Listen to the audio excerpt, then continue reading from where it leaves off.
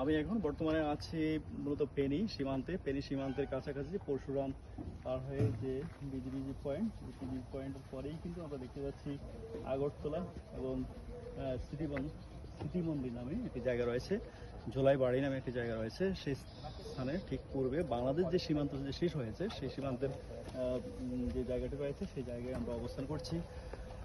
মূলত আমরা বিশেষ কাজে এসে এই এলাকার যে প্রকৃতি এবং এই এলাকার যে ন্যাচারাল যে জিনিসগুলো রয়েছে সেই বিষয়গুলো আমাদের অন্তত মুগ্ধ করেছে, এবং দুই বাংলার সাথে যে সম্পর্ক, সেই সম্পর্কে জল মাটি স্থলের যে বন্ধন, সেই বন্ধনটি আমরা সুদৃঢ়ভাবেই দেখতে পাচ্ছি।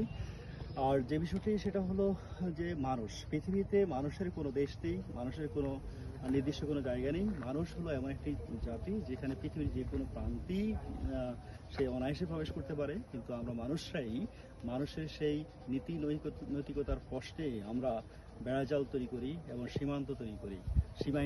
সীমান্তহীন মানুষের যে পদরেখা, অর্থাৎ মানুষের দেশ হোক, মানুষের পৃথিবী হোক, আমরা মানুষের মাঝে বেঁচে থাকতে চাই, অর্থাৎ সম্প্রীতি বজায় থাকবে।